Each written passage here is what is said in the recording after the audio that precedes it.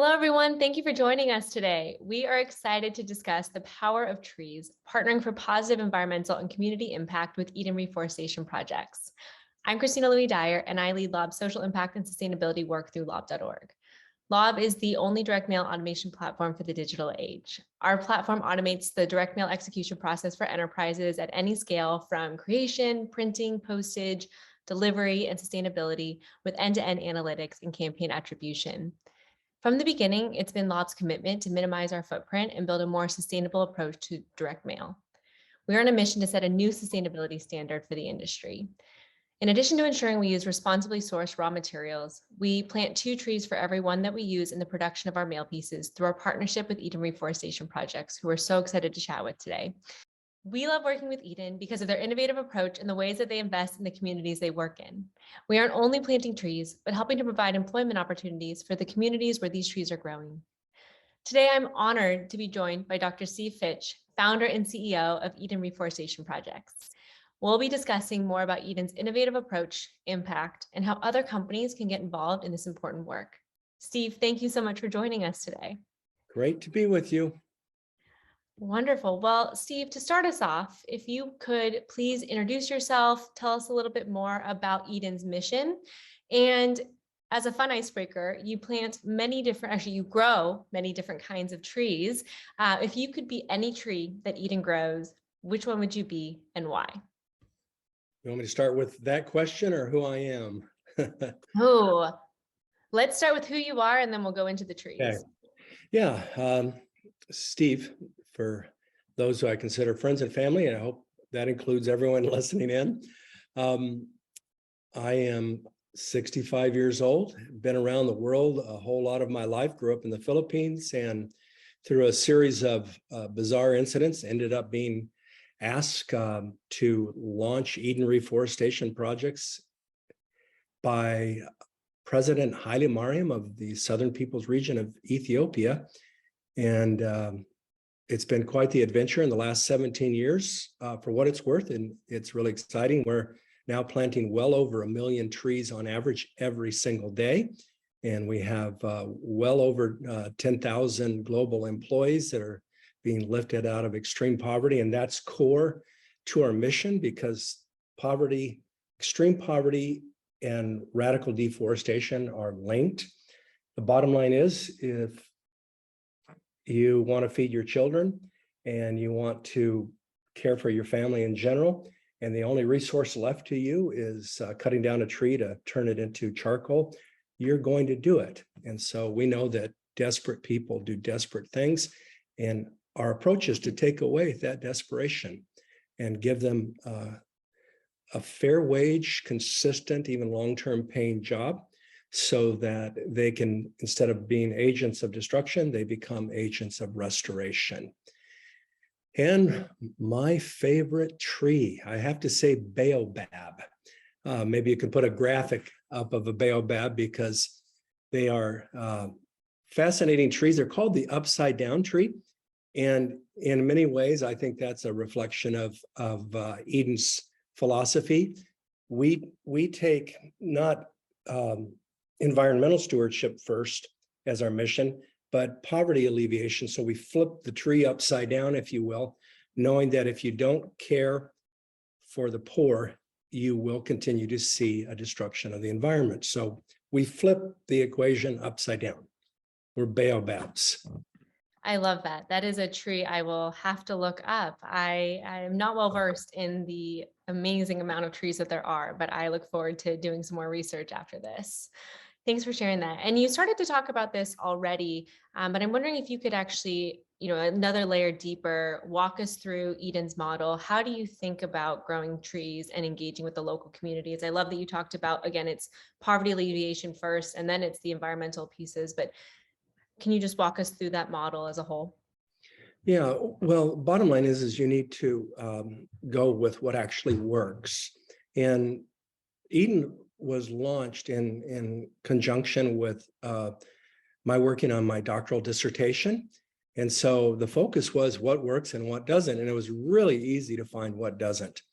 And it was challenging to discover what actually was working, because Eden started with that request from Haile Mariam to take over a failed forest restoration site that was fully funded and expertly led. But nevertheless, after hundreds of thousands of euros, they didn't have any trees surviving.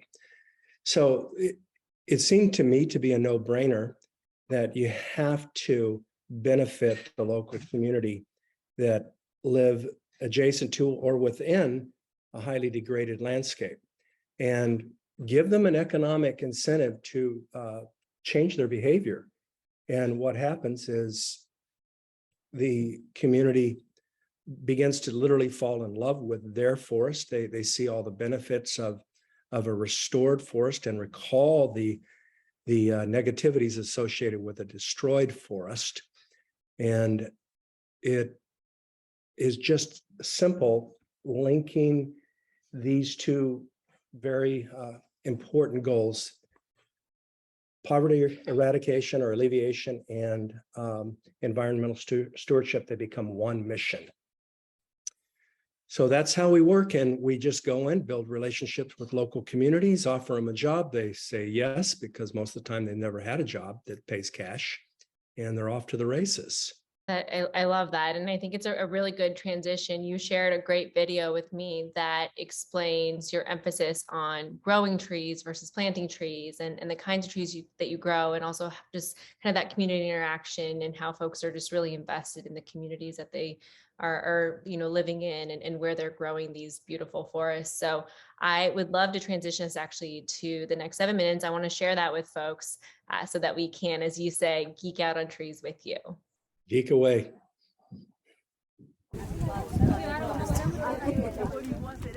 There's a difference between planting a tree and growing a tree. There's a lot of stories out there about groups that'll claim we planted 100 million trees in one day. No, they planted 100 million seedlings or 100 million seeds. And then you go back and you find out that the survival rate was next to nothing. When donors partner with Eden, they don't want just to see us plant a seedling or a seed. They want to see us grow a tree. And the whole point of this video is to show you how we start with planting and we end up with growing a tree that joins together with so many other trees that turns into a healthy forest.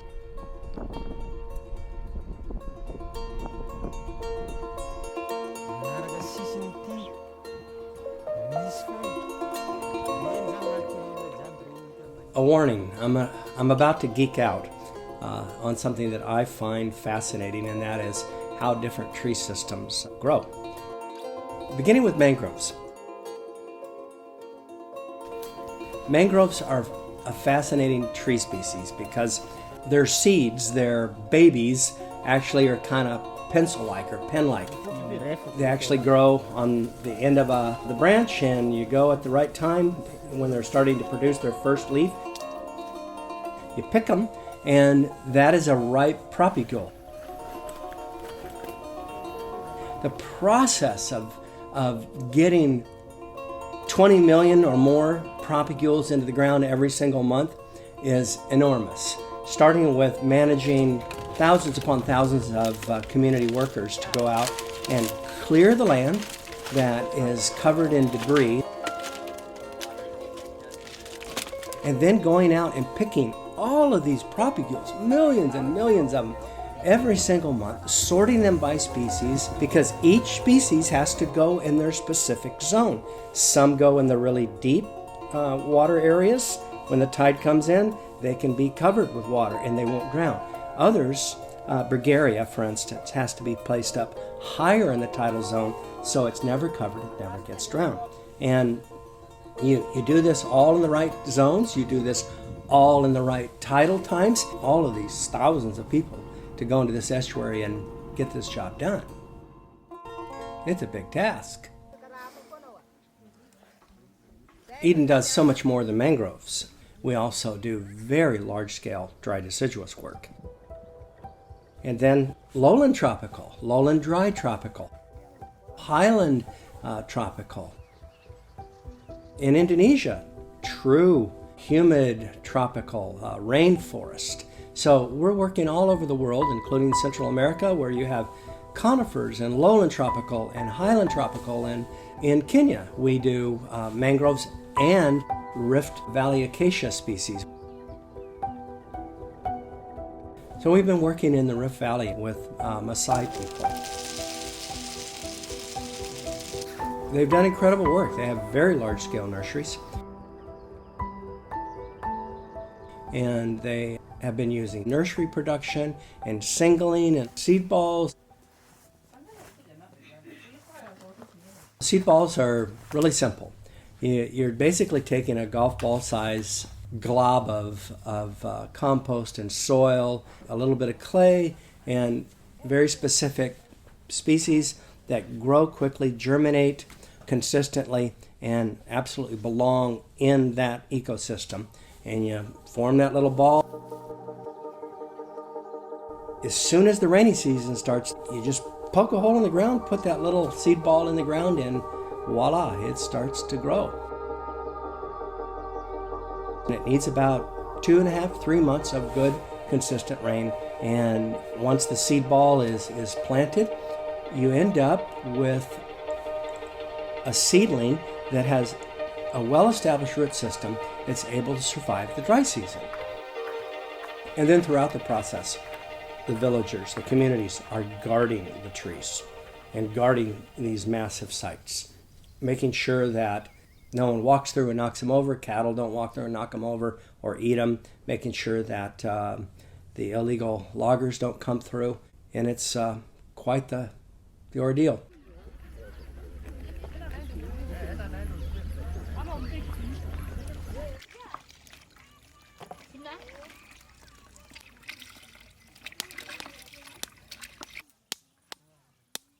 So in Kenya, we've only been there for about 1.5 years. So we have yet to see a mature forest, anything close to a mature forest. They're still small trees. But if you compare that work to, say, Madagascar or Nepal, which are similar ecosystems, we know that by about year 4, year 5, year 6, you're going to see a proliferation of canopy species, trees that are 9, 12, 15, 20 feet tall. And then natural regeneration kicks in, and that's our real ally. We're basically just working well with nature, giving it that boost, that head start to establish the canopy that provides the shade and provides the leaf litter with the nutrients and the moisture retention and the erosion control. And there's birds, and you see lemurs bouncing around and stuff, all kinds of life. Seeing nature reboot is amazing. We know you don't want us to just plant trees. That's a good starting point, but that's not the goal. You want to partner with us to grow trees, to grow a forest, and that's what we're committed to doing with you.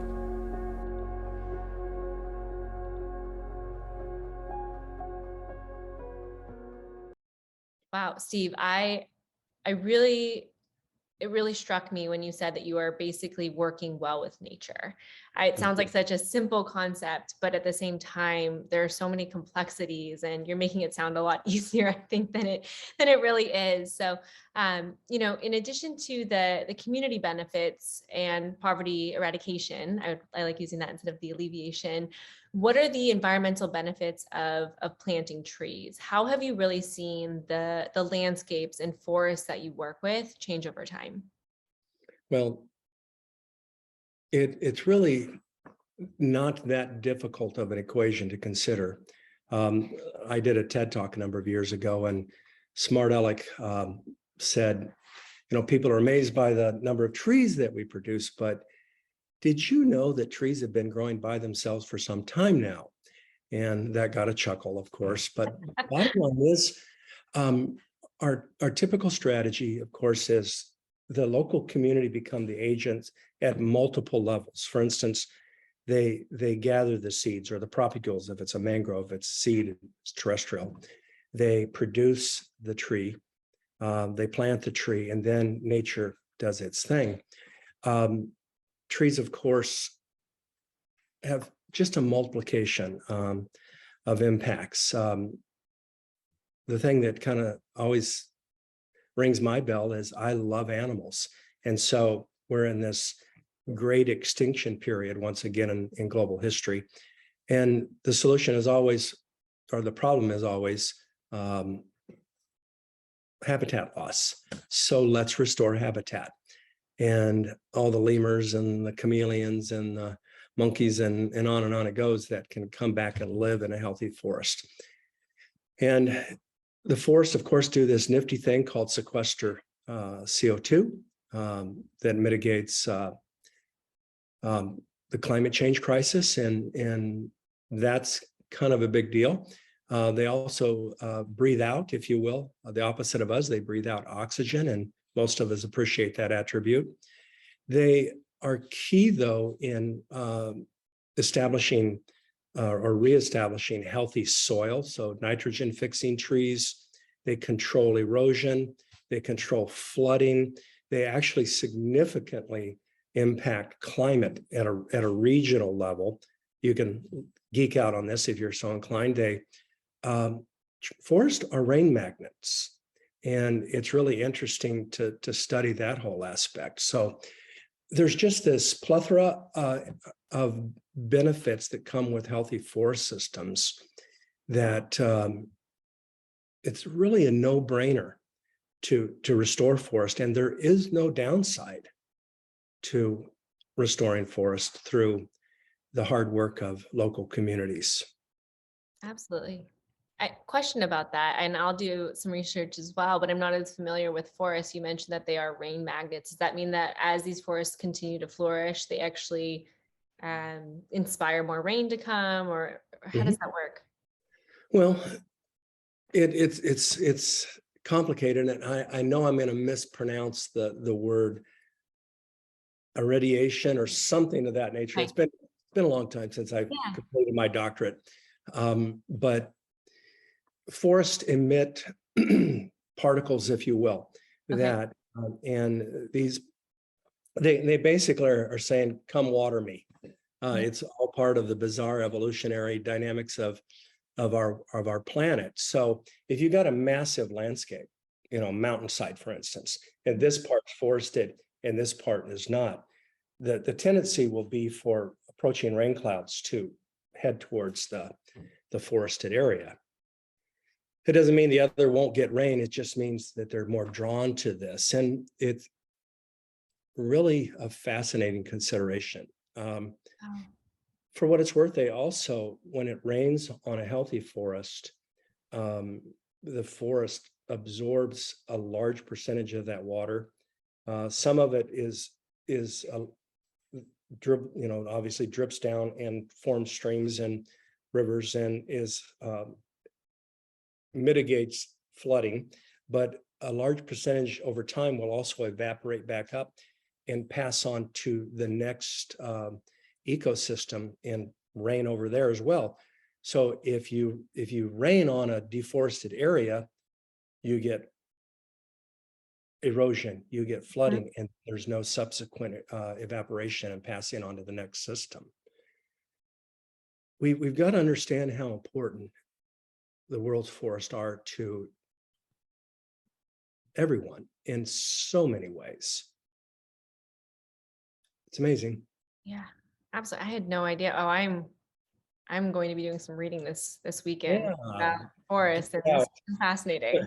Thank you for sharing that with us. Wonderful. And then kind of, again, taking this in a similar direction along these environmental impacts, you mentioned the carbon sequestration and kind of how forests can help us with that.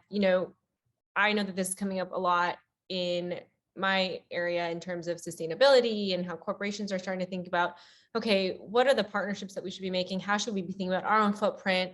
What are we responsible for? And then how do we actually start to think about, our impacts and how we actually have a more positive impact versus negative. And so, I know you work with a number of corporate partners, and I'm curious, in those conversations, in addition to these environmental impacts, how are companies also talking about their partnership with you and helping them to meet these business goals that they have? Well, really good question, because obviously it's not just boring data.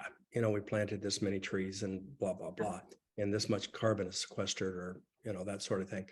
It's a fascinating story that emerges over time. And it starts with, you have the opportunity to make a significant socioeconomic impact on this local community.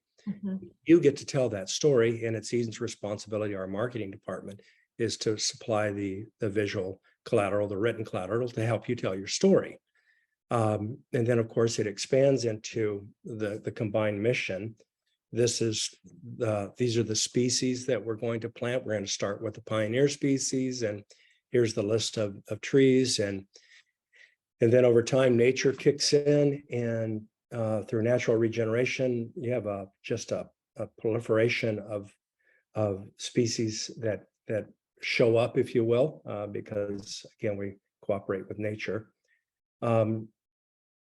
And nature is our best ally. So it's all about helping you tell a really compelling story that is multifaceted and heartwarming and inspiring. Absolutely. And I will say, as one of your corporate partners, I have continuously been amazed at the stories that you all are telling and how easy you make it for us to be able to tell those stories and can share the work that you all are doing. And I definitely can echo that is a huge benefit, and the opportunity to really, again, kind of meld that branding, right? And really wanted to make sure that we're still highlighting your work. This is not about Lob. Like, we're grateful to be your partner, but we want to continuously bring to light the work that you all are doing.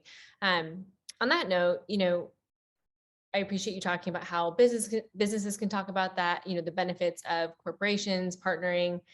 What is success for Eden? How do we help you more? Like, what does a successful partnership look like in order to help you all better meet, continue to meet your mission?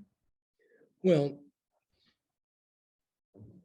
and this may diverge a bit from your question, but without Lob and the other corporate groups, Eden cannot fulfill its mission. In the early days of Eden, it was angel donors is what they're called. They were my friends, my family, my contacts. And most nonprofit organizations stop growing because that's the limit of the founders' relational web and resource. But when we stumbled into this partnership concept, more and more groups like Lob began to show up, and being able to if you will, monetize your compassion and your mission is the genius behind it. Because for every item or whatever your product is you sell, you plant 1 or 2 or 10, however many trees. But that also is, of course, coupled to the reality is you're providing employment to somebody who produces plants and protects those trees. So Lob's been at the forefront. You were doing it before you were prodded to do it. You chose to do it. So thank you. So important.